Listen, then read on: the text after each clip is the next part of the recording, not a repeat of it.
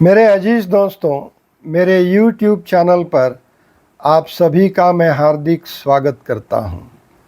मैं हूं डॉक्टर देवेंद्र पुंसी। मेरे आज के वीडियो का विषय है पीला रुमाल और ठगों का काला इतिहास।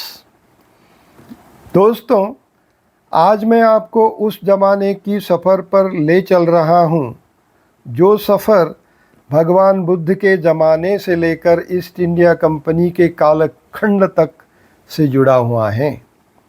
ये सफ़र बड़ा कातिलाना है। ये सफ़र ठगों के निर्मम क्रूरता का है और ये सफ़र मानव जाति पर लगे हुए अमिट कलंक की वो दास्तां है जिस दास्तां को हम कभी नहीं भूल सकते।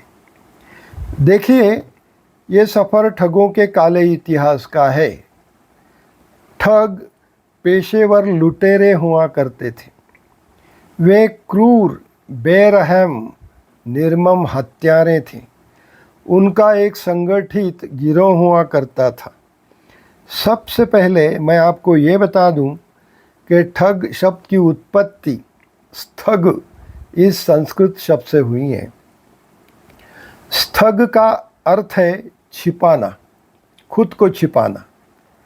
इसलिए ठग कभी भी सामने नहीं आते थे। वे जंगलों की गर्द घनी झाड़ियों में छुप कर रहते थे और वहीं उनका गुजारा हुआ करता था। छुप कर रहना और किसी की भी नज़र में न पड़ना उनका धर्म हुआ करता था और इस धर्म की ठग पूजा करते थे। ये ठग देवी काली माता के उपासक थे। यात्रियों को लूटना और उनकी निर्ममता से हत्या करना वे देवी काली माता का आदेश और आशीर्वाद मानते थे। देवी काली माता ने युद्ध में राक्षसों को हराया था, उनका संहार किया था। तब देवी काली माता का चेहरा पीले वस्त्र से ढका हुआ था। ये उनकी धारणा थी और इसी धारणा के लिए किसी भी काम के लिए ठग लोग पीले रंग का कपड़ा इस्तेमाल करते थे और उसे शुभ मानते थे। ठग गिरोह बनाकर रहते थे और आते जाते यात्रियों को लूटते थे। लूटने के बाद लूट की कोई शिनाख्त ना बचे, इसलिए यात्रियों की हत्या कर देते थे। हत्या करने के लिए वे एक फंदा तैयार करते थे। वो फंदा कैसे तैयार करते थे, सुनिए। पीले रंग के 3 फुट लंबे कपड़े के बीचों बीच रानी विक्टोरिया के युग का या खिलजी घराने के युग का एक जाड़ा सा कलदार या सिक्का कसकर बांधते थे। फिर वो रुमाल यात्री के गले में ऐसे फेंकते थे कि कोई यात्री उस फंदे से नहीं छूटता था। फिर वो फंदा उनके गर्दन में ऐसे कसते थे कि यात्री के गले की हड्डी टूट जाती थी और पलक झपकते ही यात्री की मौत हो जाती थी। उनका मानना था कि ऐसी हत्या में रक्तपात नहीं होता है और हमारे ठग धर्म में रक्तपात निषिद्ध है। इसकी वजह ठग ये बताते हैं कि विश्व निर्माता ब्रह्मा ने काली माता का सृजन दुष्टों के संहार के लिए किया है। इस धरती पर दुष्ट और पापियों की संख्या इतनी बढ़ गई है कि उनका विनाश करना अनिवार्य है। पापियों का विनाश करने के काम में काली माता भी असहाय हो गई हैं। इसीलिए काली माता की मदद करने के लिए हम ठग इस धरती पर अवतरित हुए हैं। धनी व्यापारियों को लूटना, धनी जमींदारों को लूटना, उनकी हत्याएं करना ठग लोग पवित्र कार्य समझते थे। अब सुनिए कि वो शिकार कैसे पकड़ते थे। जब कोई टिटहरी चिल्लाती या सियार चिल्लाता था तो ठग यात्रियों को लूटने का वो इशारा मानते थे और यात्रियों का पीछा करते थे, यात्रियों को लूटते थे और टिटहरी के या सियार के चिल्लाने का वो इंतज़ार करते रहते थे। जब आवाज़ आती तो उस आवाज़ का पीछा वो 50-60 मीलों तक करते थे। अब सुनिए ठगों की निर्ममता का प्रमाण। भगवान बुद्ध के युग से लेकर ईस्ट इंडिया कंपनी के कालखंड तक ठगों ने करीब 20 करोड़ अभागी यात्रियों को ठगा है और उनको मौत के घाट उतार दिया है। रास्ता चलते तीर्थयात्री अचानक गायब हो जाते थे।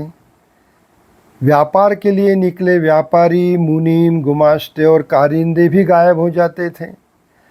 4 धाम की यात्रा पर निकले श्रद्धालु तीर्थयात्री गायब हो जाते थे। और तो और ईस्ट इंडिया कंपनी के बहादुर अधिकारी एवं सिपाही भी गायब हो जाते थे। आशंकित और दहशतजदा ईस्ट इंडिया कंपनी को आखिरकार फरमान जारी करना पड़ा था कि सैनिक इक्का दुक्का यात्रा न करें, वे झुंडों में यात्रा करें और जब यात्रा करें तो अपने साथ कोई नकदी रकम न लाए, कोई कीमती सामान न ले। इस तरह अचानक गायब हो जाने वालों की तादाद अनगिनत थी। दक्षिण पूर्व से लेकर उत्तर भारत, मध्य भारत, जूनागढ़, काठियावाड़, बहुतेरे इलाकों में दहशत ही दहशत फैली हुई थी। पिछले सिर्फ 300 सालों में कुल 13 करोड़ लोग ठगों के पीले रुमाल का शिकार हुए थे। दुनिया के किसी भी युद्ध ने ऐसा मानव संहार नहीं देखा है। ठग दिलों से निर्मम तो थे ही, वो हद से ज़्यादा चालाक भी थे। वो जब शिकार करते थे तब दूर नुक्कड़ पर 2 चालाक आदमी निगरानी पर तैनाती करते थे। कोई खतरा नज़र आया तो वे निगहबान आदमी सफ़ेद रंग का रुमाल हिलाते और सावधानी का इशारा कर देते थे। और खतरा नज़र आया तो लोगों को पता न चले, इसलिए ठगों का गिरोह उनकी सांकेतिक भाषा हुआ करती थी। उस सांकेतिक भाषा में कोई गीत या कव्वाली भी गाने लगते थे।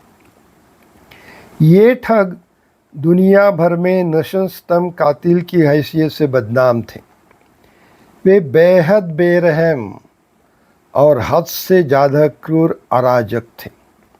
वे धर्म नहीं जानते थे, पंथ नहीं जानते थे, जात पात नहीं जानते थे। ठग उनके नाम तक बदलते रहते थे। कहीं पर वे फासुंडे के नाम से जाने जाते थे तो कहीं पर फांसीगिर के नाम से जाने जाते थे। कई जगह उनका नाम तंता कालेरू भी जाना जाता है। सतर्क रहना उनकी खासियत थी। हमारे देश ने ऐसे भी हृदयहीन संप्रदाय को देखा है, उसे बर्दाश्त किया है। अब सुनिएगा ठगों के शिकंजे में फंसने वाली बड़ी बड़ी आसामियों के नाम।